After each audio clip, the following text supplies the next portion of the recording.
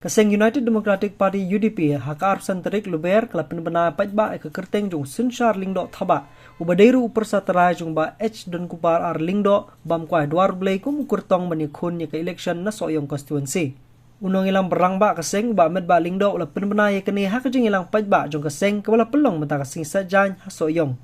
hakate jing ilang lawan mensakhi lang dikinong ilam kaseng ibekenthop yuba Tito Starwell Khan wa pol lingdo lembat kiwei soyong constituency Joka UDP kasarta jopi hane kabangi suntu syai da kawai sul pada kawai pejingku jumut pada kawai darai tidak hak ya kekate jauh kandidat naga benta parti UDP syaka East Kansas District UDP Batman pencepat baka East Kansas District kalau rekomendasian ya kete balapha na soyong UDP Circle Siaga State Election Committee ramdaya don kamsu banyak klik iki balok da kawai disul Kalarai, banai yang ketiga. Naga bentar kali ke election soyong konstitusi naga parti UDP. Jawa Sinshar Kupar Lindok.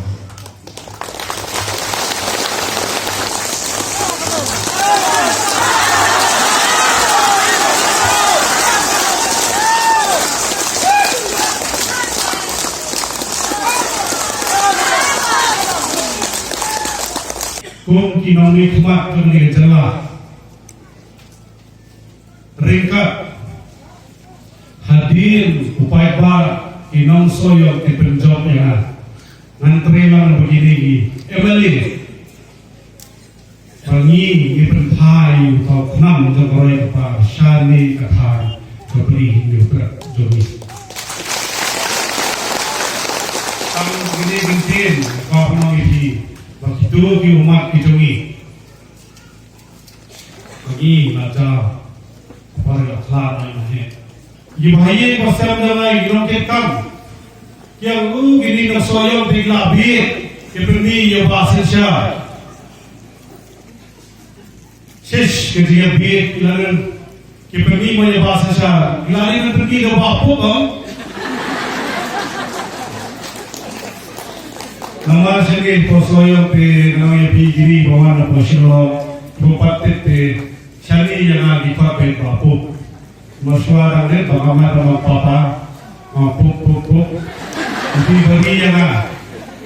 yang manfaat beda puk dalai pemerintah kan manfaat beda bapu Mencukudo hang ni banyak election arjar pulai na soyong constituency la pinsang yeshwa nakadaju jingklat kindit jong uba H dan kupar ar lingdo ubadai naka UDP hak arfau terik urempang mentau senam.